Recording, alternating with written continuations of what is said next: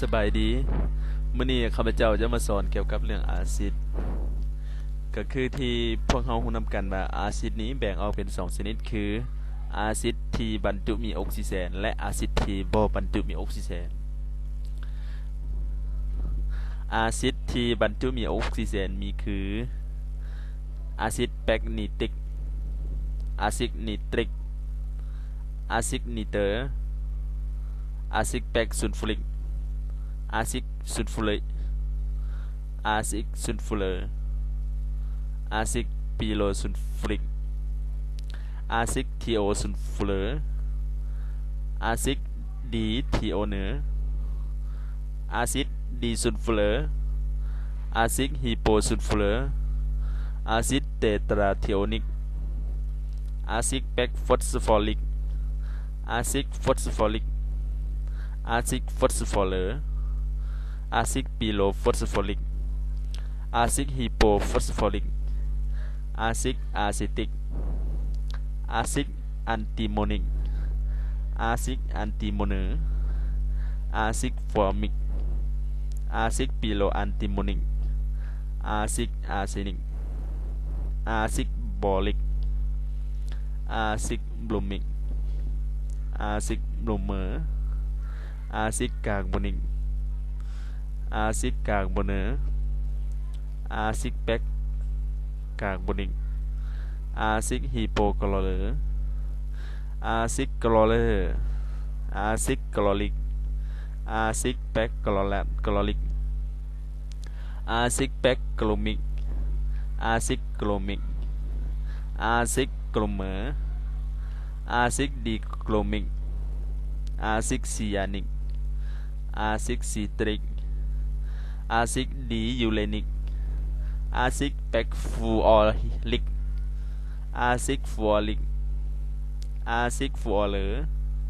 อาซิดฮิโปฟูออเลอร์อาซิดฮิโปบลูเมอร์อาซิดฮิโปคาร์บอเนอร์อาซิดฮิโปโครเมอร์อาซิดอิโอเดอร์อาซิดฮิโปนิเตอร์อาซิดออกซาลิกอาซิดฮิโปออกซาเลอร์อาซิดอิโอดิกอาซิดอิโอเดอร์อาซิดแปกมังอาซิดมังกานิกอาซิดแปกมังกานิกอาซิดเมตาสตานิกอาซิดโมลิบดิกอาซิดแปกเทกเนติกอาซิดแปกเซนิกอาซิดเซลินิกอาซิดซิเลเนอร์อาซิดซิลิซิกอาซิดซิลิเซอร์อาซิดซิลิโคฟูออริกอาซิดเตลูลิกอาซิดเตลูเลอร์อาซิดเตตราโบลิกอาซิดเตตรานิกอาซิดตังสติกอาซิดยูลานิกอาซิดเซนิกอาซิดอะเซติซาลิซิลิกอาซิดแอสคอบิกอาซิดอะเซลาอิกอาซิดบาร์บิทูริก